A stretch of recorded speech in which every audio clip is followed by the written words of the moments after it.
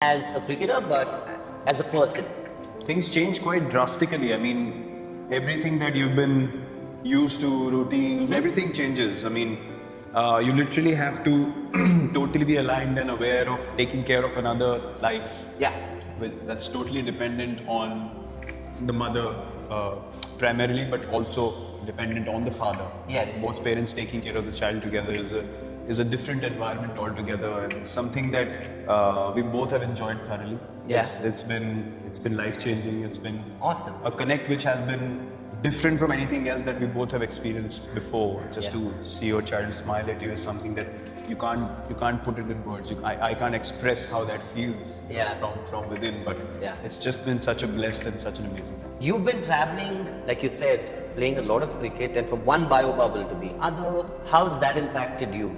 Bio bubbles are not that easy, to be honest, to be a part of. As I've said in the recent past as well, something that needs to be considered going forward is how many cricket matches you actually play. Because it's not easy to, even though you have the same areas to roam around, it's not easy to go through that repetition all the time. Yeah. And things can get repetitive, things can get stale after a while. Monotonous? Monotonous as well, yes. So it's very difficult to find ways to keep yourself motivated for longer periods of time. Yes, if you come back fresh after, say, a 2 or 3 week break and you head into the next tournament, you're like, okay, we have something to look forward to. We've refreshed a bit, gone home, gone back to normalcy in life, and then back on the road again. So I think that balance is very important. So I remember the last time we were in a bio bubble, it was new for all of us, 6-8 months ago.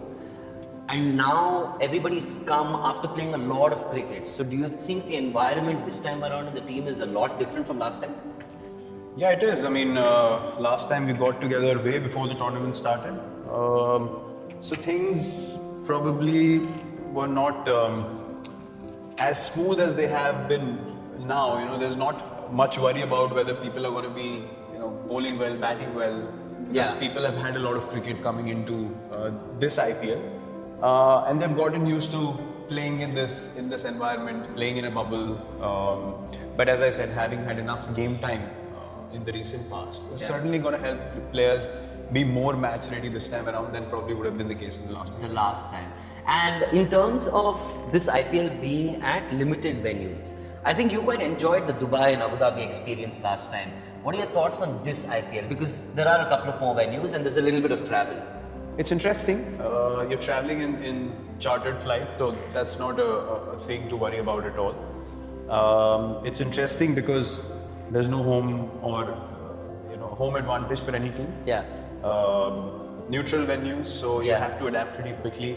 So that's exciting. I think last time around, the fact that the IPL was so competitive was because there was no home advantage. As such. And the strength of all the teams came to the fore.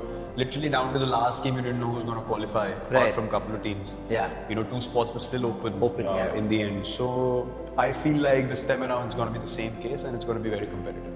And we've added Maxwell into the team now. And yesterday he was telling us a very funny story of how Zampa actually gave him the cap even before the auction happened. And you sent him a text saying, all the best, you guys are so funny. And then he actually makes it to the team. And it must be incredible for you also to have him around, right?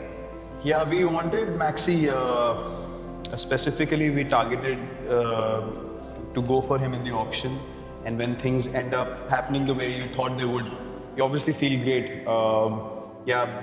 Zam sent me that picture of them at a practice session handing over the RCB cap before the auction happened. Zam's a very funny guy. Yeah, I just thought it was hilarious, and I sent it to Maxi as well. I sent him a text, and yeah, he's a good guy. We've caught up in the past as well when I was in Australia on a tour, and yeah, he's just very happy to be in RCB, and I see a different energy about him this time around. People look up to you in the team, they look up to AB in the team. Having Maxi around as well, I think even that element of sharing responsibility, I think that becomes a lot easier for you, I guess.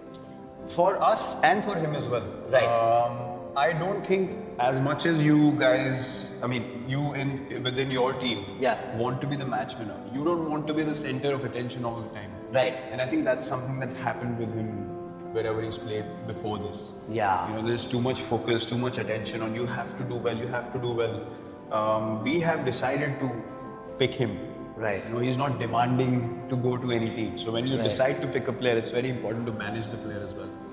And I think having guys like Maxi, Dan Christian, who's very experienced, Jamison, who's an amazing all-rounder, a lot of experience that we've added in the team this time around. Daniel Sams, outstanding cricketer. I mean, Kane Richardson's going to come in. He's very experienced as well.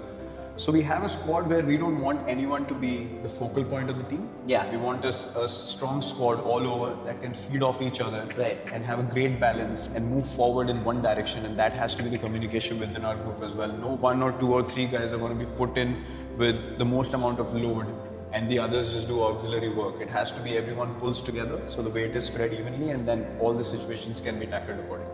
I think this would make you really happy. So we met Washington Sundar a little while ago, and it's amazing how he's mobilized his own career in the last 6 months. And all of us looked at him and went, wow, man, I mean, what a personality change as well. And you've seen him like literally ground up, Yep. right? It must make you very proud to just see how the RCB players have done with the Indian setup and now that they're back here. Look, individually, if you talk about players, guys, starting with Yuzi initially. Oh yeah, you've seen that. I saw Yuzi make that transition so well. Yeah. Then Saini made that transition from RCB through to the Indian team, established himself as part of that amazing fast bowling group. Then the emergence of Washi and Siraj on Yeah. this tour. I mean, Siraj, yes, he played for India before. Yeah. But things didn't fast track the way they did for him on this one tour. That's right. Yeah. And Washi as well. As you rightly said, just to see those guys in their body language now, you can easily tell it's a chalk and cheese difference. And just the way they are, looking the opposition in the eye, no fear at all, and realizing this is our time. Yeah. It's amazing to see all these guys make that transition to the national team. Yeah. But now I think it's time that those abilities are utilized in a team environment and for the benefit of the team collectively. Yeah. In IPL as well, because where you have so many strong players who are doing so well, on an individual level, Yeah. you want the team to benefit from it as well. But it's amazing to see that transformation. It's incredible because all of us have met them and literally hugged them and said, congrats, we're so happy for you. I'm sure Yeah. you feel the same way as well. Yeah, absolutely.